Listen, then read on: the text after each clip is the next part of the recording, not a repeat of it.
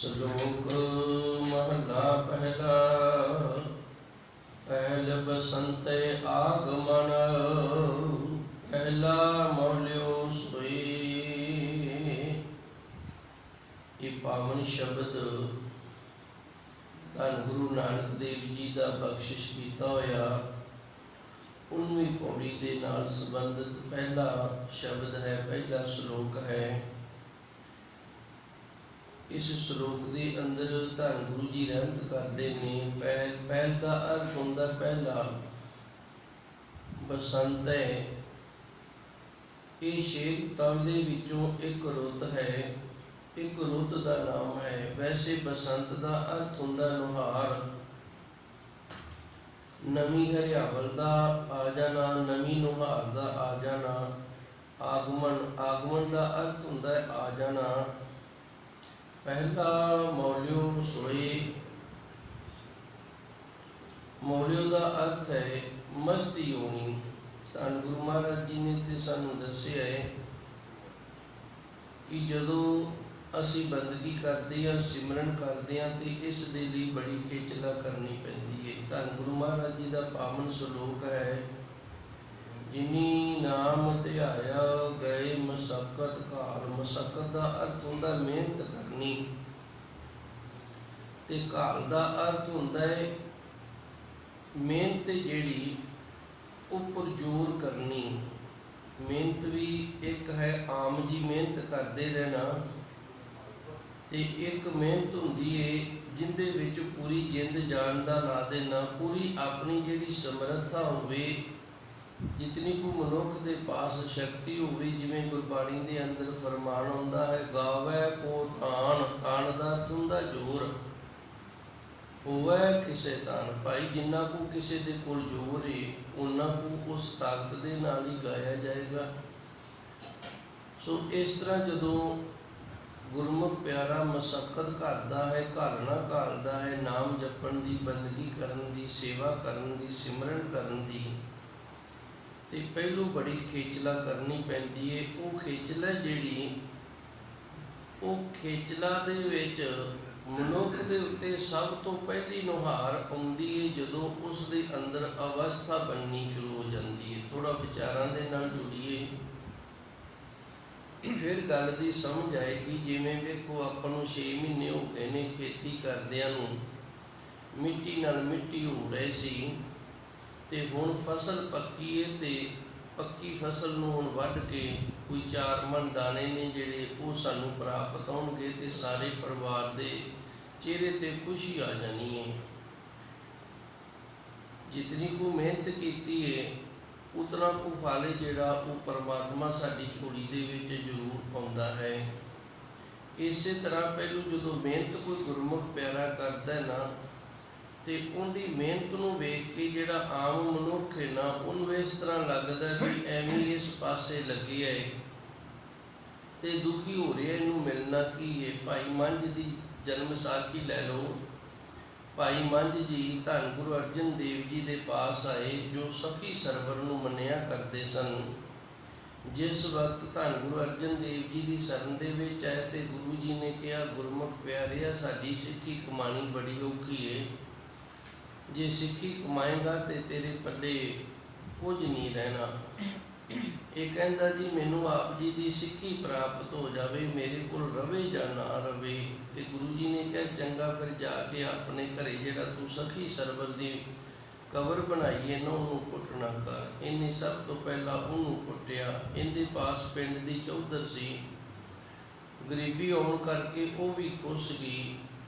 माल पशु सी जिहड़ा वो भी इनके पास ना रहा। इस तरह के दिन आ गए कि इनू एक घाह खोतन वाला बन के ते घाह खोत के अपना गुजारा करना पिया।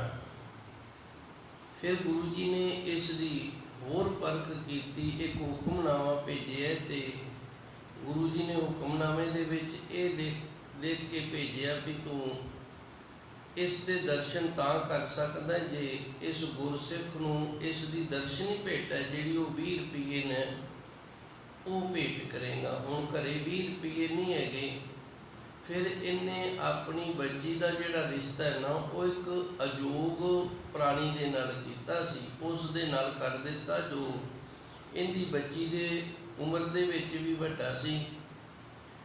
पर इन्हें आख्या हुण अज दा मेरी बच्ची का जिहड़ा जीवन है ना ये गुरु दे लेखे लग रहा तो कोई गल नहीं, 20 रुपये लै लेने, बच्ची का रिश्ता कर दिता। तो दूजी बार गुरु महाराज जी ने फिर भेजा, दूजी बार फिर इसने अपनी पत्नी नूं किसी दे घरे सेवा वास्ते ला दिता सी ते गुरु महाराज जी के हुक्मनामे की दर्शनी भेटा दे के फिर उनके दर्शन किए सन।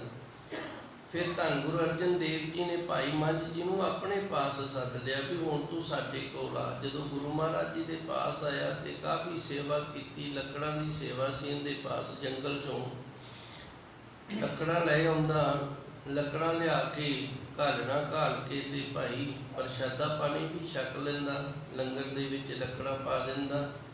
एक दिन गुरु महाराज जी ने सद्दिया, आया भाई मंझ की करदा हुंदा? कहता जी लकड़ां की एक पंड लै आउना। तो गुरु जी ने कहा प्रशादा कितों छकदा है? कहता जी लंगर चों। तो गुरु अर्जन देव जी ने कहा जिस तरह की तू सेवा करदा उस तरह का प्रशादा पानी तू छक लैना है। फिर भाई तेरी सेवा जिहड़ी वो जमा किवें होएगी? जे जमा होएगी तो फिर ही कुछ तेनों भाग लगणगे ना। जे कमाई नूं आपां नाल दी नाल खर्च करी जाइए तो फिर उत्थे भाग नहीं लगदे। हुण धन गुरु अर्जन देव जी दे वचन इन्हें मन के ते 2 पंडां लियाउण लग गए, एक आप दे प्रशादे वास्ते ते दूजी पंड जिहड़ी वो लंगर की सेवा वास्ते। इस तरह सेवा करते करते नूं एक दिन हनेरी आ गई तो खूह दे विच डिग पे। धन गुरु महाराज जी गुरु अर्जन देव जी सच्चे सतगुर फिर आप गए सन भाई मंझ नूं कढण वास्ते। तो जदों भाई मंझ नूं खूह चों कढण गए तो सच्चे सतगुर ने आख्या इस तरह कर तू बाहर आ जा ते लकड़ां इत्थे रहन दे। भाई मंझ कहंदा इन्हां लकड़ां नूं मैं इत्थे नहीं रहन दे सकदा, क्योंकि इस सेवा दे नाल इन्हां लकड़ां दे नाल तां सच्चे सतगुर जी तुसीं अज मैनूं कढण आए हो, ये सेवा दे नाल इन्हां लकड़ां दी सेवा दे नाल तां मेरी कदर पई ते अज हुण इन्हां नूं मैं पिछे किवें पा देवां? ते धन गुरु अर्जन देव जी त्रुठे प्रसन्न हो गए ते भाई मंझ नूं बाहर कढिया लकड़ां सहित।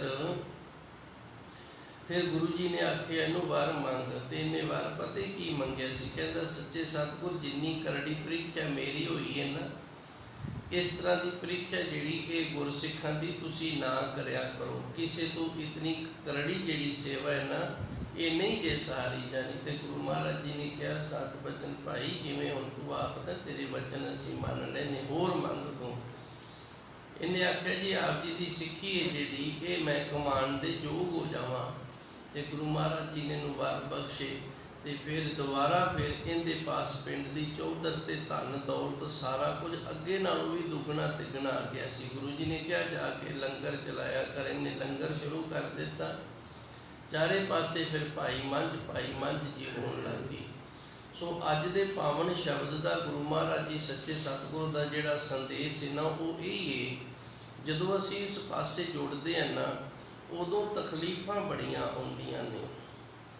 उदों जिहड़ा गुरमुख प्यारा तकलीफां नूं सहार गया, जिन्हें मशक्कत कर ली, मेहनत कर ली ते घालना घाल ली, फिर उनके जीवन दे विच बड़ी सोहनी सब तो पहला नुहार आएगी। उनका जीवन है जिहड़ा ये समरेगा।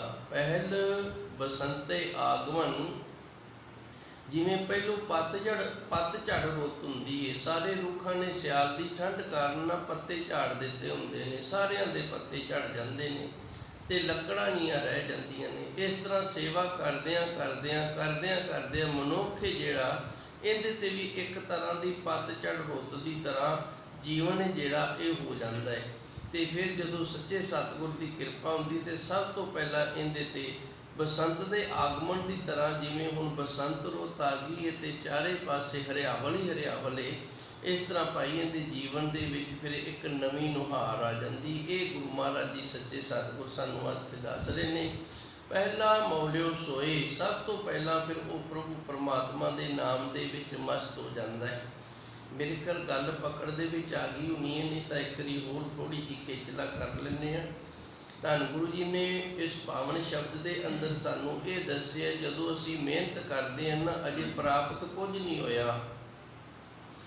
ਸਾਧਨਾ ਦਾ ਅਰਥ ਹੈ ਆਪਣੇ ਆਪ ਨੂੰ ਸਾਧ ਲੈਣਾ, ਤੇ ਸਾਧਨ ਤੋਂ ਭਾਵੇਂ ਵੀ ਆਪਣੇ ਆਪ ਨੂੰ ਨਾ ਇਤਨਾ ਪੱਕਾ ਤੇ ਇਤਨਾ ਮਜ਼ਬੂਤ ਕਰ ਲੈਣਾ ਕਿ ਹਰ ਔਕੜ ਨੂੰ ਸਹਾਰਨ ਦੇ ਸਮਰੱਥ ਹੋ ਜਾਵੇ।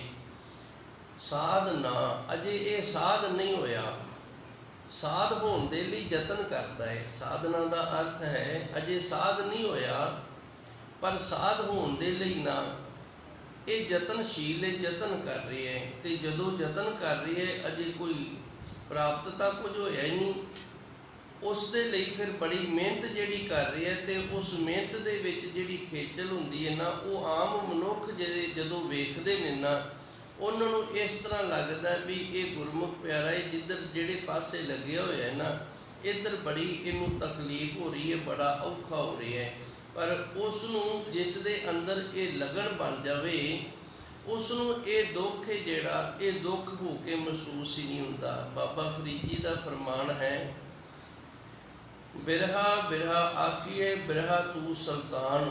ਬਾਬਾ ਫਰੀਦ ਜੀ ਕਹਿੰਦੇ ਨੇ, ਉਸ ਪ੍ਰਭੂ ਪਰਮਾਤਮਾ ਦੇ ਵਿਯੋਗ ਦੇ ਵਿੱਚ ਜਿਹੜਾ ਬੰਦਗੀ ਦੇ ਵਿੱਚ ਲੱਗ ਜਾਣਾ ਹੈ ਨਾ, ਇਸ ਘਾਲਣਾ ਨੂੰ ਘਾਲਣ ਲੱਗ ਜਾਣਾ ਹੈ। ਇਹ ਬਿਰਹਾ ਜਿਹੜਾ ਹੈ, ਇਹ ਰਾਜਾ ਹੈ। ਪਹਿਲੂ ਕੰਗਾਲ ਲੱਗਦਾ, ਪਰ ਇਹ ਹੈ ਰਾਜਾ। ਜਿਸ ਤਨ ਮੈਂ ਬਿਰਹਨੀ ਸੋ ਤਨ ਜਾਨ, ਜਿਸ ਪਿੰਜਰ ਮੈਂ ਬਿਰਹਨੀ ਸੋ ਤਨ ਜਾਨ ਮਸ਼ਾਨ। ਮੈਂ ਥੋੜਾ ਇੱਥੇ ਵਿਸਰ ਗਿਆ। ਸੋ ਕਹਿਣ ਤੋਂ ਭਾਵ ਹੈ ਧੰਨ ਗੁਰਬਾਣੀ ਦਾ ਵੀ ਜਿਹੜੇ ਸਰੀਰ ਦੇ ਵਿੱਚ ਪ੍ਰਭੂ ਪਰਮਾਤਮਾ ਦੀ ਪ੍ਰਾਪਤੀ ਦੇ ਲਈ ਬਿਰਹਾ ਹੀ ਨਹੀਂ ਆਇਆ, ਵਿਯੋਗ ਹੀ ਨਹੀਂ ਆਇਆ, ਖਿੱਚ ਹੀ ਨਹੀਂ ਬਣੀ, ਤੇ ਉਹ ਫਿਰ ਸਰੀਰ ਥੋੜ੍ਹੀ ਹੈ, ਉਹ ਤਾਂ ਮਸਾਨ ਦੀ ਤਰ੍ਹਾਂ ਹੈ। ਜਿਵੇਂ ਅਸੀਂ ਵੇਖਦੇ ਹਾਂ ਨਾ, ਮੁਰਦਾ ਘਾਟ ਜਿਹੜੇ ਹੁੰਦੇ ਨੇ, ਜਿੱਥੇ ਮੁਰਦਿਆਂ ਨੂੰ ਸਾੜਿਆ ਜਾਂਦਾ, ਰਾਮ ਬਾਗ ਆਖ ਦਿੰਦੇ ਹਾਂ ਅਸੀਂ, ਉਹ ਇਸ ਤਰ੍ਹਾਂ ਦਾ ਸਰੀਰ ਹੈ ਫਿਰ।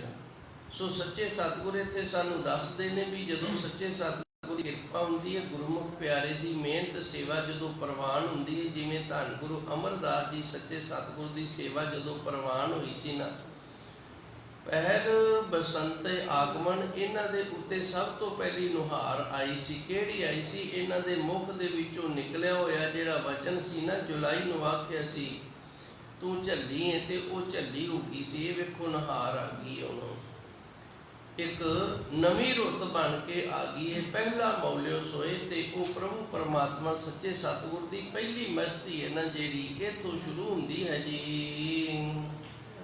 ਜਿਤ ਮੌਲਿਐ ਸਭ ਮੌਲੀਐ, ਤਿਸਹਿ ਨ ਮੌਲਿਓ ਕੋਇ। ਇਹ ਹੁਣ ਮਸਤੀ ਆਈ ਕਿੱਥੋਂ ਹੈ? ਇਹ ਮਸਤੀ ਉਸ ਪ੍ਰਭੂ ਪਰਮਾਤਮਾ ਸੱਚੇ ਸਤਿਗੁਰ ਤੋਂ ਆਈ ਹੈ। ਉਹ ਪ੍ਰਭੂ ਪਰਮਾਤਮਾ ਨੂੰ ਗੁਣਾਂ ਦਾ ਖਜ਼ਾਨਾ ਆਖਿਆ ਜਾਂਦਾ ਹੈ। ਕੱਲ੍ਹ ਵੀ ਸ੍ਰੀ ਅਖੰਡ ਪਾਠ ਸਾਹਿਬ ਦੇ ਭੋਗ ਤੋਂ ਉਪਰੰਤ ਪਾਵਨ ਪਵਿੱਤਰ ਫਰਮਾਨ ਆਇਆ ਸੀ, ਸਾਹਿਬ ਗੁਣੀ ਗਹਿਰਾ।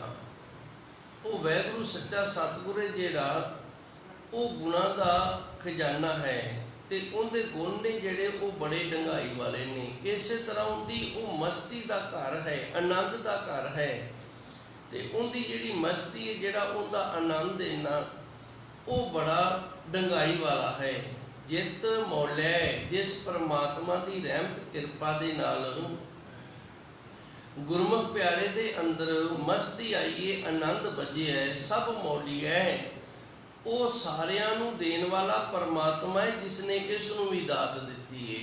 ਮੈਂ ਇੱਕ ਵਾਰੀ ਫਿਰ ਮਿਹਨਤ ਕਰਾਂਗਾ, ਫਿਰ ਗੱਲ ਦੀ ਸਮਝ ਆਏਗੀ। ਜਿਤ ਮੌਲਿਆ ਹੈ, ਜਿਸ ਪਰਮਾਤਮਾ ਦੇ ਨਾਮ ਦੇ ਨਾਲ ਜੁੜਿਆ ਪਹਿਲੀ ਮਸਤੀ ਆਈ ਹੈ, ਸਭ ਮੌਲੀ ਹੈ। ਉਹ ਸਾਰਿਆਂ ਨੂੰ ਮਸਤੀ ਦੇਣ ਵਾਲਾ ਹੈ, ਕੋਈ ਇਹ ਨਾ ਆਖੇ ਵੀ ਇੱਕ ਨੂੰ ਦੇਣ ਵਾਲਾ ਹੈ।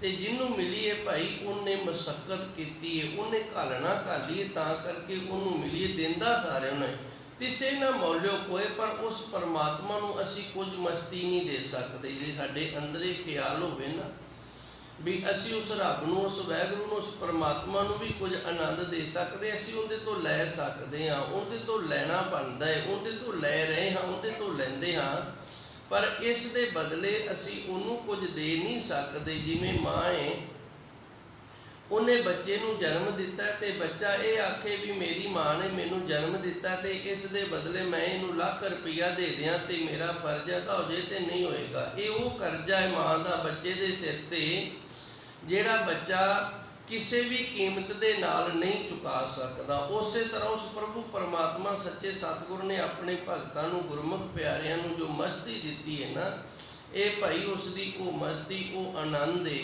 ਜਿਸ ਦਾ ਮੁੱਲ ਕੋਈ ਵੀ ਅੱਜ ਤੱਕ ਚੁਕਾ ਨਹੀਂ ਸਕਿਆ। ਕੇਵਲ ਉਸ ਦਾ ਹੀ ਸ਼ੁਕਰਾਨਾ ਕਰ ਸਕਦੇ ਹਾਂ ਜੀ। ਮਹੱਲਾ ਦੂਜਾ। ਪਹਿਲ ਬਸੰਤ ਆਗਮਨ ਤਿਸ ਕਾ ਕਰੋ ਵਿਚਾਰ। ਹੁਣ ਪਿਛਲੇ ਸ਼ਲੋਕ ਨੂੰ ਧੰਨ ਗੁਰੂ ਅੰਗਦ ਦੇਵ ਜੀ ਸੱਚੇ ਸਤਿਗੁਰੂ ਇਸ ਦੂਜੇ ਸ਼ਲੋਕ ਸ਼ਬਦ ਦੇ ਅੰਦਰ ਖੋਲ ਰਹੇ ਨੇ। ਗੁਰੂ ਜੀ ਰਹਿਮਤ ਕਰਦੇ ਨੇ, ਪਹਿਲ ਬਸੰਤੇ ਆਗਮਨ, ਜਦੋਂ ਪਹਿਲੀ ਨੁਹਾਰ ਆਈ ਕਿਸੇ ਗੁਰਮੁਖ ਪਿਆਰੇ ਦੇ ਜੀਵਨ ਦੇ ਵਿੱਚ ਬਸੰਤ ਬਣਿਆ, ਖੁਸ਼ੀਆਂ ਦੇ ਖੇੜੇ ਬਣੇ ਨੇ।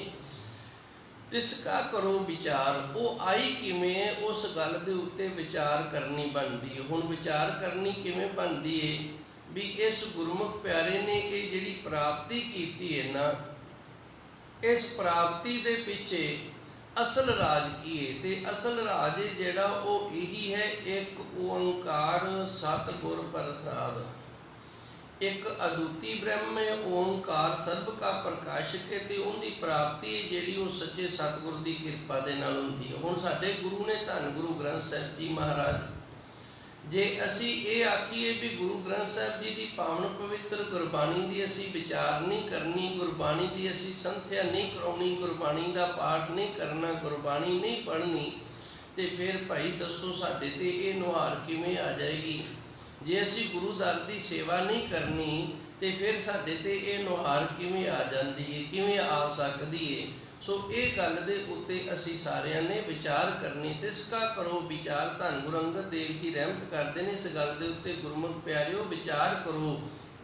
ਜਿਵੇਂ ਅਸੀਂ ਪੁਰਾਤਨ ਸਾਖੀਆਂ ਪੜ੍ਹਦੇ ਹਾਂ ਨਾ, ਭਾਈ ਮੰਝ ਦੀ ਸਾਖੀ ਆਪ ਜੀ ਨੇ ਸਰਵਣ ਕੀਤੀ ਹੈ, ਭਾਈ ਲੱਖੂ ਜੀ ਦੀ ਸਾਖੀ ਹੈ, ਕਈ ਵਾਰੀ ਆਪ ਜੀ ਨੂੰ ਸਰਵਣ ਕਰਾਈ ਹੈ। ਵੇਖੋ ਇੰਨੇ ਕਿਤਨੀ ਮਿਹਨਤ ਕੀਤੀ ਸੀ, ਸੰਗਤ ਦੇ ਝੂਠੇ ਬਰਤਨ ਮਾਂਜਦਾ ਸੀ। ਹੋਰ ਵੀ ਗੁਰਮੁਖ ਪਿਆਰੇ ਨੇ ਜਿਨ੍ਹਾਂ ਨੇ ਸੇਵਾ ਕਰਕੇ ਗੁਰੂ ਦਰ ਤੋਂ ਇਹ ਦਾਤਾਂ ਜਿਹੜੀਆਂ ਨੇ ਨਾ ਇਹ ਪ੍ਰਾਪਤ ਕੀਤੀਆਂ ਨੇ। ਇਹਨਾਂ ਦੇ ਜਿਹੜੇ ਜੀਵਨ ਅਸੀਂ ਪੜ੍ਹਦੇ ਹਾਂ ਮਹਾਂਪੁਰਸ਼ਾਂ ਦੇ, ਸੰਤਾਂ ਦੇ, ਗੁਰਸਿੱਖਾਂ ਦੇ, ਉਹਨਾਂ ਤੋਂ ਅਸੀਂ ਇਹ ਵਿਚਾਰ ਕਰਨੀ ਹੈ ਵੀ ਇਹਨਾਂ ਨੂੰ ਇਹ ਦਾਤ ਪ੍ਰਾਪਤ ਹੋਈ ਹੈ ਤੇ ਇਸ ਖੇਚਲਾ ਦੇ ਨਾਲ ਹੋਈ ਹੈ, ਤੇ ਉਹ ਖੇਚਲਾ ਸਾਨੂੰ ਵੀ ਕਰਨੀ ਪਏਗੀ।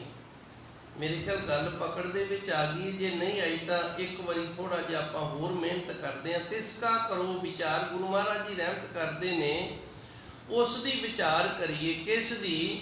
ਪਹਿਲ ਬਸੰਤੇ ਆਗਮਨ, ਜਿਸ ਗੁਰੂ ਦੀ ਕਿਰਪਾ ਰਹਿਮਤ ਦੇ ਨਾਲ, ਜਿਸ ਪਰਮਾਤਮਾ ਦੀ ਰਹਿਮਤ ਕਿਰਪਾ ਦੇ ਨਾਲ ਸਾਡੇ ਤੇ ਜੀਵਨ ਦੇ ਵਿੱਚ ਪਹਿਲੀ ਵਾਰ ਨਾਮ ਦੀ ਕਿਰਪਾ ਹੁੰਦੀ ਹੈ, ਸਾਡੇ ਅੰਦਰ ਰਸ ਵੱਜਦਾ, ਸਾਨੂੰ ਆਨੰਦ ਆਉਂਦਾ ਹੈ। ਕਿਉਂਕਿ ਪਹਿਲੋਂ ਤਾਂ ਖੇਚਲਾ ਹੀ ਸੀ, ਤੇ ਖੇਚਲਾ ਕਰਨ ਵਾਲਾ ਜਿਹੜਾ ਹੈ ਉਹ ਦੁਖੀ ਹੁੰਦਾ ਹੈ। ਸੁੱਖ ਤਾਂ ਉਦੋਂ ਹੁੰਦਾ ਨਾ ਜਦੋਂ ਖੇਚਲਾ ਦਾ ਫਲ ਪ੍ਰਾਪਤ ਹੁੰਦਾ ਹੈ, ਆਨੰਦ ਤੇ ਉਦੋਂ ਹੀ ਵੱਜਦਾ ਨਾ ਜਦੋਂ ਖੇਚਲਾ ਦਾ ਫਲ ਪ੍ਰਾਪਤ ਹੋ ਗਿਆ। ਉਦੋਂ ਪਹਿਲਾਂ ਤਾਂ ਖੇਚਲਾ ਹੀ ਹੈ, ਤੇ ਖੇਚਲਾ ਦੇ ਨਾਲ ਥਕਾਨ ਹੀ ਹੁੰਦੀ ਹੈ। ਸਕੂਨ ਤੇ ਆਨੰਦ ਜਿਹੜਾ ਇਹ ਉਦੋਂ ਆਉਂਦਾ ਜਦੋਂ ਖੇਚਲਾ ਦਾ ਫਲ ਪ੍ਰਾਪਤ ਹੁੰਦਾ ਹੈ। ਤੇ ਗੁਰੂ ਮਹਾਰਾਜ ਜੀ ਰਹਿਮਤ ਕਰਦੇ ਨੇ, ਇਸ ਖੇਚਲਾ ਦਾ ਫਲ ਜਿਹੜਾ ਜਿਨ੍ਹਾਂ ਨੇ ਪ੍ਰਾਪਤ ਕੀਤਾ ਨਾ, ਉਹਨਾਂ ਦੇ ਜੀਵਨ ਤੋਂ ਆਪਾਂ ਸਿੱਖਿਆ ਲੈਣੇ ਕਰੀਏ, ਵਿਚਾਰਾਂ ਕਰਨੀਆਂ ਕਰੀਏ। ਪਹਿਲ ਬਸੰਤੇ ਆਗਮਨ, ਸਭ ਤੋਂ ਪਹਿਲਾਂ ਉਸ ਪ੍ਰਭੂ ਪਰਮਾਤਮਾ ਦਾ ਜੋ ਗੁਰਮੁਖ ਪਿਆਰਿਆਂ ਤੇ ਬਖਸ਼ਿਸ਼ਾਂ ਹੁੰਦੀਆਂ ਨੇ, ਨੁਹਾਰ ਵੱਜਦੀ ਹੈ, ਨਵਾਂ ਜੀਵਨ ਜਿਹੜਾ, ਨਵੀਂ ਫਟਾਰ ਆਉਂਦੀ ਹੈ। ਇਹ ਸਾਰੀਆਂ ਗੱਲਾਂ ਦੇ ਉੱਤੇ ਅਸੀਂ ਧੰਨ ਗੁਰਬਾਣੀ ਦੇ ਨਾਲ ਜੁੜ ਕੇ, ਗੁਰ ਇਤਿਹਾਸ ਦੇ ਨਾਲ ਜੁੜ ਕੇ, ਗੁਰਸਿੱਖਾਂ ਦੇ ਜੀਵਨ ਦੇ ਨਾਲ ਜੁੜ ਕੇ ਵਿਚਾਰ ਕਰਨੀ ਕਰੀਏ ਜੀ। ਨਾਨਕ ਸੋ ਸਾਲਾਹੀ ਹੈ ਜੇ ਸਭ ਸੈ ਦੇ ਆਧਾਰ। ਤੇ ਅਗਲੀ ਤੁਕ ਦੇ ਅੰਦਰ ਧੰਨ ਗੁਰੂ ਅੰਗਦ ਦੇਵ ਜੀ ਰਹਿਮਤ ਕਰਦੇ ਨੇ, ਫਿਰ ਜਦੋਂ ਵਿਚਾਰ ਕਰ ਲਈ ਤੇ ਪਤਾ ਲੱਗ ਗਿਆ ਵੀ ਗੁਰੂ ਦੀ ਸੇਵਾ ਕਰਕੇ ਸਾਰਾ ਕੁਝ ਪ੍ਰਾਪਤ ਹੁੰਦਾ ਹੈ, ਫਿਰ ਉਸ ਗੁਰੂ ਦੀ ਵਡਿਆਈ ਕਰਨੀ ਕਰੀਏ। ਨਾਨਕ ਸੋ ਸਾਲਾਹੀ ਹੈ ਜੇ ਸਭ ਸੇ ਦੇ ਆਧਾਰ, ਜੋ ਸਾਰਿਆਂ ਦਾ ਆਸਰਾ ਬਣ ਜਾਂਦਾ। ਅਸੀਂ ਜਦੋਂ ਕੋਈ ਮਿਹਨਤ ਕਰਦੇ ਹਾਂ ਨਾ, ਮਿਹਨਤ ਵੀ ਭਾਈ ਆਸਰੇ ਦੇ ਨਾਲ ਹੁੰਦੀ ਹੈ। ਜੇ ਗੁਰੂ ਆਸਰਾ ਦੇਵੇ ਨਾ, ਗੁਰੂ ਸੀਸ ਤੇ ਮਿਹਰ ਭਰਿਆ ਹੱਥ ਰੱਖੇ, ਗੁਰੂ ਕਿਰਪਾ ਕਰੇ, ਗੁਰੂ ਦਾ ਆਸਰਾ ਹੋਵੇ ਤੇ ਫੇਰ ਹੀ ਸੇਵਾ ਹੁੰਦੀ ਹੈ। ਬਿਨਾਂ ਗੁਰੂ ਦੇ ਆਸਰੇ ਤੋਂ ਸੇਵਾ ਵੀ ਨਹੀਂ ਹੁੰਦੀ। ਸੋ ਸੱਚੇ ਸਤਿਗੁਰ ਕਿਰਪਾ ਕਰਦੇ ਨੇ, ਸੋ ਸਲਾਹੀਏ, ਉਸ ਦੀ ਵਡਿਆਈ ਕਰੀਏ ਅਸੀਂ। ਜੇ ਸਭ ਸੇ ਦੇ ਆਧਾਰ, ਜਿਹੜਾ ਸਾਰਿਆਂ ਨੂੰ ਆਸਰਾ ਦੇਣ ਵਾਲਾ ਹੈ, ਉਹਦੀ ਵਡਿਆਈ ਕਰਨ ਦੇ ਨਾਲ ਫਿਰ ਗੁਰੂ ਰਹਿਮਤ ਕਰਦਾ ਹੈ, ਕਿਰਪਾ ਕਰਦਾ ਹੈ। ਸਾਡਾ ਮਨ ਹੈ ਜਿਹੜਾ ਉਹ ਸੇਵਾ ਤੇ ਸਿਮਰਨ ਦੇ ਵਿੱਚ ਲੱਗਦਾ। ਜਦੋਂ ਸੇਵਾ ਤੇ ਸਿਮਰਨ ਦੇ ਵਿੱਚ ਮਨ ਲੱਗ ਗਿਆ, ਫਿਰ ਗੁਰੂ ਨੇ ਕਿਰਪਾ ਕਰਨੀ ਹੈ। ਸੱਚੇ ਸਤਿਗੁਰ ਨੇ ਸਾਡੇ ਤੇ ਵੀ ਬਸੰਤ ਰੁੱਤ ਦੀ ਤਰ੍ਹਾਂ ਇੱਕ ਨਵਾਂ ਜੀਵਨ ਜਿਹੜਾ ਉਹ ਆ ਜਾਣਾ ਹੈ ਜੀ। ਮਹੱਲਾ ਦੂਜਾ।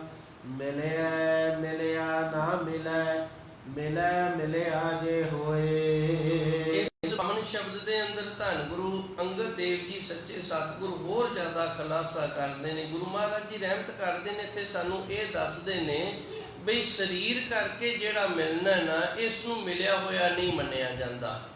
ਮਿਲਿਆ ਮਿਲਿਆ ਨਾ ਮਿਲੇ, ਜਿਹੜਾ ਸਰੀਰ ਕਰਕੇ ਮਿਲਿਆ ਨਾ, ਉਹਨੂੰ ਮਿਲਿਆ ਹੋਇਆ ਜਿਹੜਾ ਨਾ ਉਹ ਨਹੀਂ ਮੰਨਿਆ ਜਾਂਦਾ। ਫਿਰ ਮਿਲਿਆ ਹੋਇਆ ਕਿਹਨੂੰ ਮੰਨਿਆ ਜਾਂਦਾ? ਅੰਤਰ ਆਤਮਾ ਜੋ ਮਿਲੇ, ਜਿਹੜਾ ਅੰਦਰ ਆਤਮਾ ਕਰਕੇ ਮਿਲ ਗਿਆ ਨਾ, ਮਨ ਕਰਕੇ ਮਿਲ ਗਿਆ ਹੈ, ਮਿਲਿਆ ਕਹੀਏ ਸੋਏ, ਉਹਨੂੰ ਮਿਲਿਆ ਹੋਇਆ ਜਿਹੜਾ ਉਹ ਮੰਨਿਆ ਜਾਂਦਾ ਹੈ। ਮਿਲਿਆ ਮਿਲਿਆ ਨਾ ਮਿਲੇ, ਜੇ ਸਰੀਰ ਕਰਕੇ ਅਸੀਂ ਰਲ ਮਿਲ ਬੈਠੇ ਹਾਂ ਤੇ ਇਹਨੂੰ ਮਿਲਿਆ ਹੋਇਆ ਜਿਹੜਾ ਨਾ ਉਹ ਨਹੀਂ ਮੰਨਿਆ ਜਾਏਗਾ। ਕਿਉਂ ਨਹੀਂ ਮੰਨਿਆ ਜਾਏਗਾ? ਜੇ ਮਨਾਂ ਦੇ ਵਿੱਚ ਫਰਕ ਨੇ, ਜੇ ਮਨਾਂ ਦੇ ਵਿੱਚ ਵਿਥੀਆਂ ਨੇ ਤੇ ਫਿਰ ਇਹ ਮਿਲੇ ਹੋਏ ਥੋੜ੍ਹੀ ਆ। ਹੁਣ ਵੇਖੋ, ਸਤ ਸੰਗਤ ਦੇ ਵਿੱਚ ਆਪਾਂ ਸਾਰੇ ਜਣੇ ਇਕੱਤਰਤ ਹੋਏ ਆ। ਕਈ ਵਾਰੀ ਇਸ ਤਰ੍ਹਾਂ ਦੀ ਸਿਚੁਏਸ਼ਨ ਬਣ ਜਾਂਦੀ ਏ, ਕੋਈ ਗੁਰਮੁਖ ਪਿਆਰਾ ਸਾਡੇ ਪਾਸ ਆਣ ਕੇ ਬੈਠ ਜਾਂਦਾ ਹੈ। ਮਹਾਰਾਜ ਦੇ ਦਰਬਾਰ ਦੇ ਵਿੱਚ ਵੀ ਬੈਠੇ ਆ, ਉਹ ਗੁਰਮੁਖ ਪਿਆਰਾ ਸਾਡੇ ਪਾਸ ਵੀ ਬੈਠਾ ਹੈ, ਪਰ ਉਸ ਦਾ ਮਨ ਹੈ ਨਾ ਜਿਹੜਾ ਉਹ ਸਾਡੇ ਨਾਲ ਮਿਲਦਾ ਨਹੀਂ। ਸਾਡੇ ਨਾਲ ਉਸ ਦਾ ਮਨ ਹੈ ਜਿਹੜਾ ਉਹਦੀ ਰੰਚਕ ਨਹੀਂ ਵੱਜਦੀ। ਤੇ ਫਿਰ ਇਹ ਸਰੀਰ ਕਰਕੇ ਜਿਹੜਾ ਮਿਲਿਆ, ਇਸ ਮਿਲੇ ਨੂੰ ਗੁਰੂ ਮਹਾਰਾਜ ਜੀ ਮਿਲਿਆ ਹੋਇਆ ਜਿਹੜਾ ਉਹ ਮੰਨਦੇ ਹੀ ਨਹੀਂ। ਹੁਣ ਇਹਨੂੰ ਗੁਰਸਿੱਖ ਤੇ ਗੁਰੂ ਦੇ ਜੀਵਨ ਦੇ ਨਾਲ ਆਪਾਂ ਜੋੜ ਕੇ ਸਮਝਣਾ ਹੈ। ਧੰਨ ਗੁਰੂ ਮਹਾਰਾਜ ਜੀ ਸੱਚੇ ਸਤਿਗੁਰ ਨੂੰ ਜਿਹੜਾ ਮਿਲਣਾ ਹੈ ਨਾ, ਇਹ ਮਨ ਕਰਕੇ ਮਿਲਿਆ ਜਾਂਦਾ ਹੈ, ਸਰੀਰ ਕਰਕੇ ਨਹੀਂ। ਸਰੀਰ ਕਿਤੇ ਵੀ ਹੋਵੇ ਭਾਵੇਂ, ਜੇ ਮਨ ਮਿਲਿਆ ਹੋਇਆ ਤੇ ਫਿਰ ਦੂਰੀ ਨਹੀਂ ਹੈਗੀ। ਤੇ ਜੇ ਮਨ ਨਹੀਂ ਮਿਲਿਆ ਤੇ ਫਿਰ ਜੇ ਸਰੀਰ ਇੱਕ ਦੂਜੇ ਦੇ ਕੋਲ ਵੀ ਨੇ ਤੇ ਫਿਰ ਵੀ ਦੂਰੀ ਹੈ। ਆ ਪਤੀ ਪਤਨੀ ਹੈ, ਕਈ ਵਾਰੀ ਨਾ ਘਰ ਦੇ ਵਿੱਚ, ਮੈਂ ਵੀ ਪਰਿਵਾਰ ਵਾਲਾ ਵਾਂ, ਸਾਡੇ ਵੀ ਕਈ ਵਾਰੀ ਇਸ ਤਰ੍ਹਾਂ ਦਾ ਹੋ ਜਾਂਦਾ ਸੀ। ਉੱਕ ਝੁੱਕ ਦੋਵੇਂ ਇੱਕ ਦੂਜੇ ਤੋਂ ਗੁੱਸੇ ਹੋ ਜਾਂਦੇ ਸੀ। ਹੁਣ ਵੇਖੋ, ਇੱਕੇ ਘਰ ਦੇ ਵਿੱਚ ਆ, ਕਈ ਵਾਰੀ ਹੈਗੇ ਗੁੱਸਿਆਂ ਤੇ ਇੱਕ ਦੂਜੇ ਦੇ ਕੋਲ ਵੀ ਬੈਠੇ ਹੁੰਦੇ ਸੀ, ਪਰ ਨਾ ਉਹ ਮੈਨੂੰ ਬੁਲਾਉਂਦੀ ਸੀ ਤੇ ਨਾ ਹੀ ਮੈਂ ਉਹਨੂੰ ਬੁਲਾਉਂਦਾ ਸੀ। ਕਿਉਂ? ਮਨ ਦੇ ਵਿੱਚ ਗੁੱਸਾ ਆ ਗਿਆ, ਵਿੱਥ ਪੈ ਗਈ ਹੈ। ਹੁਣ ਜਦੋਂ ਫਰਕ ਹੋ ਗਿਆ, ਮਨ ਦੇ ਵਿੱਚ ਵਿੱਥ ਪੈ ਗਈ, ਤੇ ਫਿਰ ਇੱਕ ਮੰਜੀ ਤੇ ਬੈਠਿਆਂ ਕੀ ਬਣਦਾ? ਜੇ ਮਨ ਮਿਲਿਆ ਹੈ ਤੇ ਫਿਰ ਭਾਈ, ਜੇ ਅਸੀਂ ਇੱਕ ਦੂਜੇ ਤੋਂ ਦੂਰ ਹਾਂ ਤੇ ਫਿਰ ਵੀ ਉਹ ਨਜ਼ਦੀਕੀ ਹੈ। ਇਹ ਗੁਰੂ ਮਹਾਰਾਜ ਜੀ ਸੱਚੇ ਸਤਿਗੁਰ ਸਾਨੂੰ ਇੱਥੇ ਦੱਸਦੇ ਨੇ ਵੀ ਸਰੀਰਾਂ ਦਾ ਜਿਹੜਾ ਮੇਲ ਹੈ ਨਾ, ਇਸ ਦੀ ਪ੍ਰਵਾਨਗੀ ਨਹੀਂ। ਜਿਹੜਾ ਮੇਲ ਹੈ ਉਹ ਮਨ ਦਾ ਜਿਹੜਾ ਮੇਲ ਹੈ ਨਾ, ਉਸ ਦੀ ਪ੍ਰਵਾਨਗੀ ਹੁੰਦੀ ਹੈ। ਮਿਲੇ ਮਿਲਿਆ ਨਾ ਮਿਲੇ, ਸਰੀਰ ਕਰਕੇ ਜਿਹੜਾ ਮਿਲਿਆ ਹੋਇਆ ਹੈ, ਇਹਨੂੰ ਆਪਾਂ ਮਿਲਿਆ ਹੋਇਆ ਨਹੀਂ ਮੰਨ ਸਕਦੇ। ਜੇ ਗੁਰੂ ਦਾ ਤੇ ਗੁਰਸਿੱਖ ਦਾ ਮਨ ਆਪਸ ਵਿੱਚ ਨਹੀਂ ਮਿਲਿਆ, ਮਨ ਦੇ ਵਿੱਚ ਫਰਕ ਹੈ। ਮਿਲੇ ਮਿਲਿਆ ਜੇ ਹੋਏ, ਉਹ ਮਿਲਿਆ ਹੋਇਆ ਮੰਨਿਆ ਜਾਂਦਾ ਹੈ। ਜਿਹੜਾ ਮਨ ਕਰਕੇ ਗੁਰੂ ਦੇ ਨਾਲ ਮਿਲਿਆ ਹੋਇਆ ਹੈ ਜੀ। ਅੰਤਰ ਆਤਮੈ ਜੋ ਮਿਲੈ, ਮਿਲਿਆ ਕਹੀਐ ਸੋਏ। ਜਿਹੜਾ ਮਨ ਕਰਕੇ, ਅੰਤਰ ਆਤਮਾ ਕਰਕੇ ਗੁਰੂ ਦੇ ਨਾਲ ਮਿਲ ਗਿਆ ਹੈ, ਧੰਨ ਗੁਰੂ ਮਹਾਰਾਜ ਜੀ ਸੱਚੇ ਸਤਿਗੁਰ ਕਿਰਪਾ ਕਰਦੇ ਨੇ, ਉਸ ਨੂੰ ਮਿਲਿਆ ਹੋਇਆ ਮੰਨਿਆ ਜਾਂਦਾ ਹੈ ਜੀ। ਪੌੜੀ। ਹਰ ਹਰ ਨਾਮ ਸਲਾਹੀ ਹੈ, ਸਚ ਕਾਰ ਕਮਾਵੇ। ਇਹ ਪਾਵਨ ਪੌੜੀ ਦੇ ਅੰਦਰ ਉੱਪਰ 3 ਸ਼ਲੋਕ ਆਏ ਨੇ। ਪਹਿਲਾ ਸ਼ਲੋਕ ਧੰਨ ਗੁਰੂ ਨਾਨਕ ਦੇਵ ਜੀ ਸੱਚੇ ਸਤਿਗੁਰ ਦਾ ਸੀ। ਫਿਰ 2 ਸ਼ਲੋਕ ਨੇ ਧੰਨ ਗੁਰੂ ਅੰਗਦ ਦੇਵ ਜੀ ਮਹਾਰਾਜ ਜੀ ਦੇ ਆਏ ਨੇ।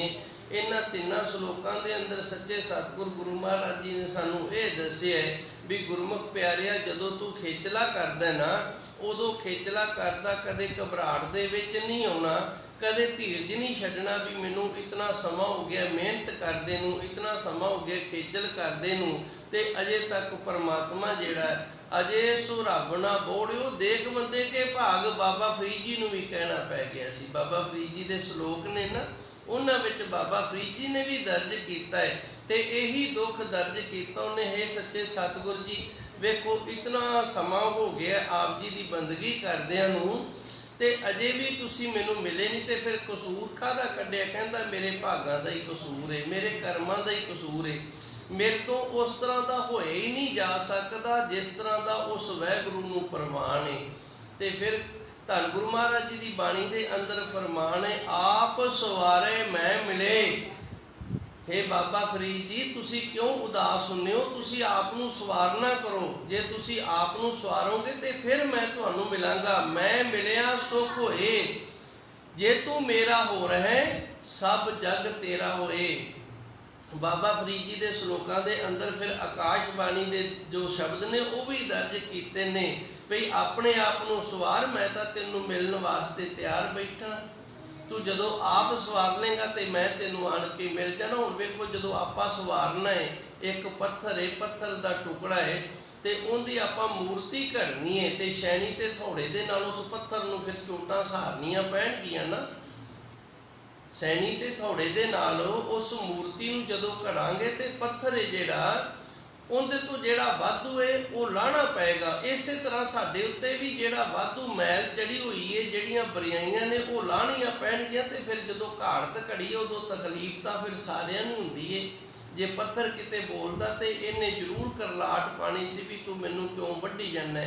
ਤੇ ਜਦੋਂ ਮੂਰਤੀ ਬਣ ਗਿਆ, ਮੂਰਤੀ ਬਣ ਕੇ ਫਿਰ ਕਈਆਂ ਥਾਵਾਂ ਤੇ ਮੂਰਤੀ ਦੀ ਪੂਜਾ ਵੀ ਹੁੰਦੀ ਹੈ, ਪੂਜਨ ਦੇ ਯੋਗ ਹੋ ਗਿਆ। ਉਸੇ ਤਰ੍ਹਾਂ ਗੁਰਮੁਖ ਪਿਆਰਾ ਉਦੋਂ ਤੱਕ ਪੂਜਨ ਦੇ ਯੋਗ ਨਹੀਂ ਹੁੰਦਾ ਜਦੋਂ ਤੱਕ ਇਹ ਆਪਣੀ ਘਾੜਤ ਨਹੀਂ ਘੜਦਾ, ਜਦੋਂ ਤੱਕ ਇਹਦੇ ਜੀਵਨ ਦੇ ਵਿੱਚ ਵਾਧੂ ਮਟੀਰੀਅਲ ਹੈ ਜਿਹੜਾ ਜਿਹਦੇ ਨਾਲ ਇਹਦਾ ਓਪਰਾਪਣ ਨਹੀਂ ਨਾਸ, ਜਿਹਦੇ ਨਾਲ ਇਹਦਾ ਓਪਰਾਪਣ ਬਣਿਆ, ਉਹਨੂੰ ਜਦੋਂ ਤੱਕ ਨਹੀਂ ਨਾਸ ਕੀਤਾ ਜਾਂਦਾ ਉਦੋਂ ਤੱਕ ਇਹਦੀ ਜਿਹੜੀ ਘਾੜਤ ਇਹ ਪੂਰੀ ਨਹੀਂ ਹੁੰਦੀ। ਤੇ ਜਦੋਂ ਆਪਾਂ ਭਾਈ ਕਿਸੇ ਨੂੰ ਘੜਦੇ ਹਾਂ ਤੇ ਤਕਲੀਫ ਹੁੰਦੀ ਏ। ਸੋ ਇਹੀ ਧੰਨ ਗੁਰੂ ਮਹਾਰਾਜ ਜੀ ਸੱਚੇ ਸਤਿਗੁਰੂ ਨੇ ਤਿੰਨਾਂ ਸ਼ਲੋਕਾਂ ਦੇ ਅੰਦਰ, ਤਿੰਨਾਂ ਸ਼ਬਦਾਂ ਦੇ ਅੰਦਰ ਸਾਨੂੰ ਦੱਸਿਆ। ਤੇ ਹੁਣ ਪੌੜੀ ਦੇ ਅੰਦਰ ਇਹੀ ਨਿਰਣਾ ਗੁਰੂ ਮਹਾਰਾਜ ਜੀ ਫੇਰ ਕਰ ਰਹੇ ਨੇ, ਹਰ ਹਰ ਨਾਮ ਸਲਾਹੀਏ ਸੱਚ ਕਾਰ ਕਮਾਵੇ। ਦੋ ਕੰਮ ਕਰਨੇ ਨੇ ਅਸੀਂ ਆਪਣੀ ਘਾੜਤ ਘੜਨ ਦੇ ਲਈ। ਅਸੀਂ ਹੁਣ ਆਪਣੀ ਘਾੜਤ ਘੜਨੀ ਸਿੱਖਣੀ ਹੈ। ਜੋ ਗੁਰੂ ਮਹਾਰਾਜ ਜੀ ਨੇ ਸ਼ਲੋਕ ਦੇ ਅੰਦਰ ਦੱਸਿਆ ਨਾ, ਉਹ ਘਾੜਤ ਕਿਵੇਂ ਕਰਨੀ ਹੈ। ਹਰ ਹਰ ਨਾਮ ਸਲਾਹੀਏ, ਸਭ ਤੋਂ ਪਹਿਲਾਂ ਤਾਂ ਵਾਹਿਗੁਰੂ ਨਾਮ ਦੀ ਵਡਿਆਈ ਕਰਨੀ ਹੈ, ਵਾਹਿਗੁਰੂ ਵਾਹਿਗੁਰੂ ਦਾ ਜਾਪ ਕਰਨਾ ਹੈ। ਤੇ ਦੂਜੇ ਨੰਬਰ ਤੇ ਸੱਚ ਕਾਰ ਕਮਾਵੇ, ਜਿਹੜਾ ਵੀ ਕੰਮ ਕਰਨਾ ਉਹ ਸੱਚ ਦਾ ਕਰਨਾ ਹੈ। ਇਹ ਨਾ ਹੋਵੇ ਵੀ ਇੱਕ ਪਾਸੇ ਵਾਹਿਗੁਰੂ ਵਾਹਿਗੁਰੂ ਆਖੀ ਜਾਵੇ ਤੇ ਦੂਜੇ ਪਾਸੇ ਜੇ ਦੁਕਾਨ 'ਚ ਤੇ ਫਿਰ ਭਾਈ ਤਕੜੀ ਦੇ ਨਾਲ ਪਾਸਕੂ ਬੰਨ੍ਹ ਲੈਣਾ ਹੈ ਤੇ ਉਹ ਫਿਰ ਪਾਸਕੂ ਹੈ ਜਿਹੜਾ ਉਹ ਤਾਂ ਬੇਈਮਾਨੀ ਦਾ ਇੱਕ ਸੂਚਕ ਹੋ ਗਿਆ ਨਾ। ਇਹ ਮੈਂ ਸਾਖੀ ਆਪ ਜੀ ਨੂੰ ਇੱਕ ਦਿਨ ਅੱਗੇ ਸੁਣਾਈ ਸੀ। ਇੱਕ ਜ਼ਿਮੀਂਦਾਰ ਸੀ, ਉਹਨੇ ਵੇਖਿਆ ਕੀ ਵੇਖਦਾ ਵੀ ਬਾਣੀ ਹੈ ਤੇ ਤਾਂ ਬੜੀ ਕਮਾਈ ਕਰਦਾ ਤੇ ਮੈਂ ਸਾਰਾ ਦਿਨ ਜਿਹੜਾ ਖੇਤਾਂ ਦੇ ਵਿੱਚ ਧੁੱਪੇ ਸੜਦਾ, ਛਾਵੇਂ ਦੁਕਾਨ ਦੇ ਵਿੱਚ ਬੈਠਾ ਰਹਿੰਦਾ ਤੇ ਬੜੀ ਆਮਦਨ ਹੁੰਦੀ ਇਹਨੂੰ। ਉਹਨੇ ਵੀ ਦੁਕਾਨ ਖੋਲ੍ਹ ਲਈ। ਜਦੋਂ ਦੁਕਾਨ ਖੋਲ੍ਹ ਲਈ ਤੇ ਕੋਈ ਇੰਨੀ ਖਾਸ ਆਮਦਨ ਨਾ ਦਿਸੀ ਤੇ ਬਾਣੀਆਂ ਨੂੰ ਕਹਿੰਦਾ ਮੈਂ ਕਿਵੇਂ ਕਰਾਂ, ਮੈਨੂੰ ਦੱਸ, ਮੇਰੀ ਆਮਦਨ ਨਹੀਂ ਵਧ ਰਹੀ। ਬਾਣੀਆਂ ਕਹਿੰਦਾ ਕੰਮ ਹੀ ਸੌਖਾ, ਨਿੱਕਾ ਜਿਹਾ ਪਾਸਕੂ ਬੰਨ੍ਹ ਲਾ। ਜਦੋਂ ਕੋਈ ਦਾਣੇ ਲੈ ਕੇ ਆਵੇ ਨਾ ਤੇ ਉਦੋਂ ਫਿਰ ਉਹ ਦਾਣੇ ਨੇ ਜਿਹੜੇ ਉਹ ਦੂਜੇ ਪਾਸੇ ਪਾ ਲਏ ਤੇ ਪਾਸਕੂ ਵਾਲੇ ਪਾਸੇ ਵੱਟੇ ਪਾ ਲਏ। ਤੇ ਜਦੋਂ ਸਮਾਨ ਦੇਣਾ ਤੋਲ ਕੇ ਉਦੋਂ ਪਾਸਕੂ ਵਾਲੇ ਪਾਸੇ ਆਪਦਾ ਸਮਾਨ ਪਾ ਲਿਆ ਤੇ ਦੂਜੇ ਪਾਸੇ ਵੱਟੇ ਪਾ ਲਏ। ਕਹਿੰਦਾ ਫਿਰ ਆਮਦਨ ਹੋਣੀ ਸ਼ੁਰੂ ਹੋ ਜਾਂਦੀ। ਹੁਣ ਇਹ ਜੱਟ ਸੀ ਨੇ ਪਾਈਆ ਕੋ ਦਾ ਪਾਸਕੂ ਬੰਨ੍ਹ ਲਿਆ ਤੇ ਕੋਈ ਮਾਈ ਸੀ ਵਿਚਾਰੀ, ਉਹ ਪਾਈਆ ਕੋ ਦਾਣੇ ਲਿਆਈ। ਜਦੋਂ ਦਾਣੇ ਲਿਆਈ ਤੇ ਕਹਿੰਦਾ ਮਾਈ ਅਜੇ ਤੇ ਮੇਰਾ ਪਾਸਕੂ ਨਹੀਂ ਪੂਰਾ ਹੋਇਆ, ਦਾਣੇ ਹੋਰ ਲੈ ਕੇ ਆ। ਸੋ ਇਸ ਤਰ੍ਹਾਂ ਜਦੋਂ ਤੱਕ ਸਾਡੇ ਜੀਵਨ ਦੇ ਵਿੱਚੋਂ ਇਹ ਪਾਸਕੂ ਨਹੀਂ ਨਾ ਨਿਕਲਦਾ ਉਦੋਂ ਤੱਕ ਹੀ ਸੱਚ ਦੀ ਜਿਹੜੀ ਕਾਰ ਹੈ ਉਹ ਨਹੀਂ ਕਮਾ ਸਕਦੇ। ਹਰ ਹਰ ਨਾਮ ਸਲਾਹੀਏ, ਵਾਹਿਗੁਰੂ ਵਾਹਿਗੁਰੂ ਕਰਨਾ ਸਾਰਿਆਂ ਨੇ, ਪਰ ਵਾਹਿਗੁਰੂ ਵਾਹਿਗੁਰੂ ਕਰਨਾ ਨਾ ਜਿਹੜਾ ਇਹ ਉਦੋਂ ਔਖਾ ਲੱਗਦਾ ਜਦੋਂ ਸੱਚ ਤੇ ਤੁਲਣਾ ਪੈਂਦਾ ਹੈ। ਸੱਚ ਤੇ ਤੁਲਦੇ ਆ ਨਾ ਉਦੋਂ ਫਿਰ ਪਤਾ ਲੱਗਦਾ ਵੀ ਵਾਹਿਗੁਰੂ ਨਾਮ ਹੈ ਜਿਹੜਾ ਇਹ ਜਪਣਾ ਸਿਮਰਨ ਕਰਨਾ ਇਹ ਕਿਤਨਾ ਔਖਾ ਹੈ। ਸੱਚ ਕਾਰ ਕਮਾਵੇ, ਇਹ ਦੋ ਕੰਮ ਕਰਨੇ ਨੇ। ਸੱਚ ਦੀ ਕਮਾਈ ਕਰਨੀ ਹੈ, ਝੂਠ ਨਹੀਂ ਬੋਲਣਾ, ਬੇਈਮਾਨੀ ਨਹੀਂ ਕਰਨੀ, ਕਿਸੇ ਨਾਲ ਧੋਖਾਧੜੀ ਨਹੀਂ ਕਰਨੀ, ਕਿਸੇ ਦਾ ਹੱਕ ਨਹੀਂ ਮਾਰਨਾ। ਇਹ ਸਾਰੇ ਸੱਚ ਦੀ ਕਮਾਈ ਦੇ ਵਿੱਚ ਆ ਜਾਂਦੇ ਨੇ ਤੇ ਨਾਮ ਜਪਦੇ ਰਹਿਣਾ। ਇਸ ਦੇ ਨਾਲ ਫਿਰ ਗੁਰਮੁਖ ਪਿਆਰਿਆਂ ਦੀ ਅੰਦਰ ਦੀ ਘਾਟ ਤੇ ਜਿਹੜੀ ਉਹ ਘੜਨੀ ਸ਼ੁਰੂ ਹੋ ਜਾਂਦੀ ਹੈ ਜੀ। ਦੂਜੀ ਕਾਰ ਲੱਗਿਆ ਫਿਰ ਜੋਨੀ ਪਾਵੇ। ਤੇ ਜੇ ਹੁਣ ਗੁਰੂ ਮਹਾਰਾਜ ਜੀ ਸੱਚੇ ਸਤਿਗੁਰ ਦੇ ਫਰਮਾਨ ਨੂੰ ਛੱਡ ਦਿੱਤਾ ਵੀ ਚੱਲ ਕੋਈ ਨਹੀਂ ਥੋੜਾ ਬਹੁਤਾ ਕਰ ਲਿਆ ਕਰਾਂਗੇ, ਤੇ ਫਿਰ ਗੁਰੂ ਮਹਾਰਾਜ ਜੀ ਰਹਿਮਤ ਕਰਦੇ ਇਹਦੇ ਨਾਲ ਗੱਲ ਨਹੀਂ ਬਣਨੀ। ਫਿਰ ਜੂਨੀ ਪਾਵੇ, ਫਿਰ ਤਾਂ ਭਾਈ ਤੂੰ ਜੂਨਾ 'ਚ ਹੀ ਜਾਏਗਾ। ਫਿਰ ਤੇਰੀ ਘਾਟ ਤੇ ਨਾ ਜਿਹੜੀ ਉਹ ਨਹੀਂ ਘੜੀ ਜਾਣੀ। ਦੂਜੀ ਕਾਰੇ ਲੱਗਿਆ ਪਰਮਾਤਮਾ ਦਾ ਨਾਮ ਛੱਡ ਕੇ, ਸੱਚ ਦੀ ਕਮਾਈ ਨੂੰ ਛੱਡ ਕੇ, ਬਾਕੀ ਜਿਹੜਾ ਜੋ ਕੁਝ ਵੀ ਕਰਨਾ ਹੈ ਨਾ ਇਹ ਦੂਜੀ ਕਾਰ ਹੈ। ਜੇ ਦੂਜੀ ਕਾਰ ਦੇ ਵਿੱਚ ਲੱਗ ਜਾਵਾਂਗੇ, ਹੋਰ ਪਾਸੇ ਲੱਗ ਜਾਵਾਂਗੇ ਗੁਰੂ ਮਾਰਗ ਨੂੰ ਛੱਡ ਕੇ, ਤੇ ਫਿਰ ਜੰਮਣ ਮਰਨਾ ਜਿਹੜਾ ਇਸ ਪਾਸੇ ਹੋ ਜਾਈਦਾ ਹੈ ਜੀ। ਨਾਮ ਰਤਿਆ ਨਾਮ ਪਾਈਐ, ਨਾਮੇ ਗੁਣ ਗਾਵੇ। ਗੁਰੂ ਜੀ ਰਹਿਮਤ ਕਰਦੇ ਨੇ, ਜਿਹੜਾ ਗੁਰਮੁਖ ਪਿਆਰਾ ਨਾਮ ਦੇ ਵਿੱਚ ਰੰਗਿਆ ਗਿਆ ਹੈ, ਜਿਹਨੇ ਨਾਮ ਦੀ ਪ੍ਰਾਪਤੀ ਕਰ ਲਈ ਹੈ ਤੇ ਨਾਮ ਦੇ ਗੁਣ ਗਾਉਂਦਾ ਨਾ, ਉਹਨੇ ਸੱਚੇ ਸਤਿਗੁਰ ਦੀ ਸੱਚੀ ਕਾਰ ਹੈ ਜਿਹੜੀ ਇਹ ਕਮਾਣੀ ਸ਼ੁਰੂ ਕਰ ਦਿੱਤੀ, ਤੇ ਸੱਚੇ ਸਤਿਗੁਰ ਦਾ ਨਾਮ ਹੈ ਜਿਹੜਾ ਇਸ ਦੀਆਂ ਵਡਿਆਈਆਂ ਕਰਨੀਆਂ ਸ਼ੁਰੂ ਕਰ ਦਿੱਤੀਆਂ ਨੇ। ਸੱਚੇ ਸਤਿਗੁਰ ਨੇ ਇਸ ਤੁਕ ਦੇ ਅੰਦਰ ਸਾਨੂੰ ਹਦਾਇਤ ਦਿੱਤੀ, ਨਾਮ ਰਤਿਆ, ਨਾਮ ਦੇ ਵਿੱਚ ਰੰਗੇ ਰਹਿਣਾ, ਨਾਮ ਪਾਈਏ ਤੇ ਨਾਮ ਹੀ ਪ੍ਰਾਪਤ ਕਰਨਾ। ਨਾਮ ਪਾਈਏ ਦਾ ਅਰਥ ਹੈ ਜਿਵੇਂ ਬਾਬਾ ਕਬੀਰ ਜੀ ਦਾ ਸ਼ਬਦ ਆਉਂਦਾ ਨਾ ਕਬੀਰ ਸਾਗਰ ਗ੍ਰੰਥ ਦੇ ਅੰਦਰ, ਭਗਤ ਕਬੀਰ ਜੀ ਕਹਿੰਦੇ ਨੇ, ਦੇਣੇ ਕੋ ਅੰਨਦਾਨ ਹੈ, ਲੈਣੇ ਕੋ ਸਤਨਾਮ। ਭਗਤ ਕਬੀਰ ਜੀ ਕਹਿੰਦੇ ਨੇ, ਜੇ ਦਾਨ ਕਰਨ ਨੂੰ ਜੀ ਕਰੇ ਨਾ ਵੀ ਆਪਾਂ ਕੋਈ ਦਾਨ ਕਰੀਏ, ਤੇ ਫਿਰ ਕਿਸੇ ਭੁੱਖੇ ਨੂੰ ਵੇਖ ਕੇ ਨਾ ਪ੍ਰਸ਼ਾਦਾ ਪਾਣੀ ਛਕਾ ਦੇਵੇ, ਤੇ ਜੇ ਕਿਤੋਂ ਕੁਝ ਲੈਣ ਨੂੰ ਜੀ ਕਰੇ ਨਾ, ਤੇ ਫਿਰ ਗੁਰਮੁਖ ਪਿਆਰੇ ਗੁਰਸਿੱਖਾਂ ਦੇ ਅੱਗੇ ਜਾ ਕੇ ਅਰਦਾਸ ਕਰੇ ਵੀ ਚਲੋ ਸਾਰੇ ਇਕੱਠੇ ਹੋ ਕੇ ਮੇਰੀ ਅਰਦਾਸ ਕਰੋ ਤੇ ਮੈਨੂੰ ਸੱਚੇ ਸਤਿਗੁਰ ਦਾ ਨਾਮ ਹੈ ਜਿਹੜਾ ਇਹ ਚੇਤੇ ਆਵੇ। ਦੇਣੇ ਕੋ ਅੰਨਦਾਨ ਹੈ, ਲੈਣੇ ਕੋ ਸਤਨਾਮ। ਜੇ ਗੁਰਸਿੱਖਾਂ ਤੋਂ ਕੁਝ ਲੈਣਾ ਹੈ ਨਾ, ਤੇ ਉਹਨਾਂ ਦੇ ਅੱਗੇ ਹੱਥ ਜੋੜ ਕੇ ਇਹ ਆਖੇ ਵੀ ਤੁਸੀਂ ਕਿਰਪਾ ਕਰੋ ਮੈਨੂੰ ਸੱਚੇ ਸਤਿਗੁਰ ਦਾ ਨਾਮ ਹੈ ਜਿਹੜਾ ਇਹ ਚੇਤੇ ਆਵੇ, ਇਹ ਦਿਓ ਮੈਨੂੰ, ਗੁਰੂ ਤੋਂ ਇਹ ਦਵਾਵੋ। ਤੇ ਜੇ ਦੇਣ ਨੂੰ ਜੀ ਕਰੇ ਤੇ ਫਿਰ ਇਹਨਾਂ ਗੁਰਸਿੱਖਾਂ ਦੀ ਪ੍ਰਸ਼ਾਦੇ ਪਾਣੀ ਦੇ ਨਾਲ ਸੇਵਾ ਕਰਨੀ ਕਰੇ। ਨਾਮ ਰਤਿਆ ਨਾਮ ਪਾਈਏ, ਜਿਹੜੇ ਨਾਮ ਦੇ ਵਿੱਚ ਰੰਗੇ ਹੋਏ ਨੇ ਉਹਨਾਂ ਤੋਂ ਨਾਮ ਦੀ ਪ੍ਰਾਪਤੀ ਹੁੰਦੀ ਹੈ। ਨਾਮ ਰਤਿਆ ਜਿਹੜੇ ਨਾਮ ਦੇ ਵਿੱਚ ਰੰਗੇ ਹੋਏ ਨੇ, ਨਾਮ ਪਾਈਏ, ਜੇ ਨਾਮ ਪਾਣਾ ਤੇ ਉਹਨਾਂ ਤੋਂ ਅਰਦਾਸ ਕਰਵਾ ਕੇ ਫਿਰ ਨਾਮ ਦੀ ਪ੍ਰਾਪਤੀ ਹੋਏਗੀ। ਨਾਮੇ ਗੁਣ ਗਾਵੇ, ਤੇ ਉਸ ਪ੍ਰਭੂ ਪਰਮਾਤਮਾ ਦੇ ਨਾਮ ਤੋਂ ਹੀ ਉਸ ਦੇ ਗੁਣ ਨੇ ਜਿਹੜੇ ਇਹ ਗਾਏ ਜਾ ਸਕਦੇ ਹਨ ਜੀ। ਗੁਰ ਕੈ ਸ਼ਬਦ ਸਲਾਹੀ ਹੈ, ਹਰ ਨਾਮ ਸਮਾਵੇ। ਗੁਰੂ ਦੇ ਉਪਦੇਸ਼ ਦੇ ਨਾਲ, ਇੱਥੇ ਸ਼ਬਦ ਦਾ ਅਰਥ ਉਪਦੇਸ਼ ਹੈ, ਸਲਾਹੀ ਹੈ। ਹੁਣ ਗੁਰੂ ਦਾ ਜਿਹੜਾ ਉਪਦੇਸ਼ ਹੈ ਉਸ ਪ੍ਰਭੂ ਪਰਮਾਤਮਾ ਦੀ ਵਡਿਆਈ ਉਸ ਹਿਸਾਬ ਨਾਲ ਕਰਨੀ ਹੈ, ਮਨ ਮਤ ਨਾਲ ਨਹੀਂ ਕਰਨੀ। ਤੇ ਉਸ ਪ੍ਰਭੂ ਪਰਮਾਤਮਾ ਦੀ ਵਡਿਆਈ ਕਰਨ ਦਾ ਜਿਹੜਾ ਗੁਰੂ ਦਾ ਉਪਦੇਸ਼ ਸਭ ਤੋਂ ਚੰਗਾ ਸਾਧਨ ਧੰਨ ਗੁਰਬਾਣੀ ਹੈ। ਗੁਰਬਾਣੀ ਨੂੰ ਜ਼ਿਆਦਾ ਤੋਂ ਜ਼ਿਆਦਾ ਪੜ੍ਹੀਏ, ਗੁਰਬਾਣੀ ਦੇ ਨਾਲ ਜ਼ਿਆਦਾ ਤੋਂ ਜ਼ਿਆਦਾ ਆਪਾਂ ਜੁੜੀਏ, ਇਸ ਦੇ ਨਾਲ ਸੱਚੇ ਸਤਿਗੁਰ ਦੀ ਸਭ ਤੋਂ ਵੱਡੀ ਵਡਿਆਈ ਹੁੰਦੀ ਹੈ। ਗੁਰ ਕੈ ਸ਼ਬਦ ਸਲਾਹੀਏ, ਗੁਰਬਾਣੀ ਦੇ ਨਾਲ ਜੁੜ ਕੇ ਪ੍ਰਭੂ ਪਰਮਾਤਮਾ ਦੀ ਸਲੋਤਾ ਕਰੀਏ, ਹਰ ਨਾਮ ਸਮਾਵੇ। ਇਸ ਤਰ੍ਹਾਂ ਦਾ ਗੁਰਮੁਖ ਪਿਆਰਾ ਜਿਹੜਾ ਉਹ ਹਰੀ ਪਰਮਾਤਮਾ ਦੇ ਨਾਮ ਦੇ ਵਿੱਚ ਸਮਾ ਜਾਂਦਾ ਹੈ ਜੀ। ਸਤਿਗੁਰ ਸੇਵਾ ਸਫਲ ਹੈ, ਸੇਵਿਆ ਫਲ ਪਾਵੇ। ਸੱਚੇ ਸਤਿਗੁਰ ਦੀ ਸੇਵਾ ਜਿਹੜੀ ਇਹ ਸਫਲ ਹੈ, ਇਹ ਕਦੇ ਫੇਲ ਨਹੀਂ ਹੁੰਦੀ, ਇਹ ਸਦਾ ਹੀ ਪਾਸ ਰਹਿੰਦੀ ਹੈ। ਸਤਿਗੁਰ ਸੇਵਾ ਸਫਲ ਹੈ, ਸੱਚੇ ਸਤਿਗੁਰ ਦੀ ਸੇਵਾ ਜਿਹੜੀ ਹੈ ਇਹ ਭਾਈ ਸਫਲ ਹੈ। ਸੇਵੇ ਫਲ ਪਾਵੇ, ਜਿਹੜਾ ਸੇਵਾ ਕਰ ਲਵੇਗਾ ਉਹਨੂੰ ਸੇਵਾ ਦਾ ਫਲ ਜਿਹੜਾ ਇਹ ਪ੍ਰਾਪਤ ਹੋਏਗਾ। ਇੱਕ ਵਾਰੀ ਸਵਾਮੀ ਜੀ ਤੋਂ ਪੁੱਛਿਆ ਗਿਆ ਸੀ, ਭਾਈ ਤੁਸੀਂ ਇਹ ਦੱਸੋ ਉਸ ਪਰਮਾਤਮਾ ਦੇ ਨਾਲ ਜਿਹੜਾ ਜੁੜਨਾ ਹੈ ਇਹ ਅੰਧ ਵਿਸ਼ਵਾਸ ਨਹੀਂ ਹੈਗਾ ਕਿਤੇ? ਅਸੀਂ ਤੈਨੂੰ ਅੰਧ ਵਿਸ਼ਵਾਸ ਸਮਝਦੇ ਹਾਂ। ਤੇ ਸਵਾਮੀ ਵਿਵੇਕਾਨੰਦ ਨੇ ਆਖਿਆ ਸੀ ਹੈਗਾ ਤੇ ਅੰਧ ਵਿਸ਼ਵਾਸ ਹੈ, ਪਰ ਜਿਹਦੇ ਨਾਲ ਜੁੜੇ ਨਾ ਉਹ ਅੰਨਾ ਨਾ ਹੋਵੇ। ਥੋੜਾ ਜਿਹਾ ਵਿਚਾਰਾਂ ਦੇ ਨਾਲ ਜੁੜੀਏ, ਸਮਾਂ ਵੀ ਹੋ ਗਿਆ, ਆਪਾਂ ਗੱਲ ਨੂੰ ਛੇਤੀ ਸਮਝਣਾ। ਸਵਾਮੀ ਵਿਵੇਕਾ ਜੀ ਨੂੰ ਕਿਸੇ ਨੇ ਸਵਾਲ ਕੀਤਾ ਸੀ ਕਿ ਜਿਹੜਾ ਪਰਮਾਤਮਾ ਦੇ ਨਾਲ ਜੁੜਨਾ ਹੈ ਕਿ ਇਹ ਅੰਧ ਵਿਸ਼ਵਾਸ ਨਹੀਂ? ਗੱਲ ਅੰਧ ਵਿਸ਼ਵਾਸ ਦੀ ਚੱਲ ਰਹੀ ਸੀ ਤੇ ਗੱਲ ਲੰਮੀ ਹੈ, ਮੈਂ ਸਿਰੇ ਤੋਂ ਫੜ ਲਈਏ ਤੇ ਕੋਸ਼ਿਸ਼ ਕਰਾਂਗਾ ਕਿ ਸਿਰੇ ਤੋਂ ਫੜੀ ਗੱਲ ਆਪ ਜੀ ਨੂੰ ਸਮਝ ਆ ਜਾਵੇ। ਸਵਾਮੀ ਵਿਵੇਕਾਨੰਦ ਜੀ ਨੂੰ ਪੁੱਛਿਆ ਸੀ ਵੀ ਪਰਮਾਤਮਾ ਨੂੰ ਜਿਹੜਾ ਮੰਨਣਾ ਪੂਜਣਾ ਇਹ ਅੰਧ ਵਿਸ਼ਵਾਸ ਨਹੀਂ ਹੈਗਾ? ਤੁਸੀਂ ਦੂਜਿਆਂ ਨੂੰ ਅੰਧ ਵਿਸ਼ਵਾਸ ਕਹਿੰਦੇ ਹੋ। ਤੇ ਸਵਾਮੀ ਵਿਵੇਕਾਨੰਦ ਨੇ ਆਖਿਆ ਹੈਗਾ ਤੇ ਅੰਧ ਵਿਸ਼ਵਾਸ ਹੈ, ਪਰ ਜਿਹਦੇ ਨਾਲ ਅਸੀਂ ਜੁੜਦੇ ਹਾਂ ਨਾ ਉਹ ਅੰਧਾ ਨਾ ਹੋਵੇ।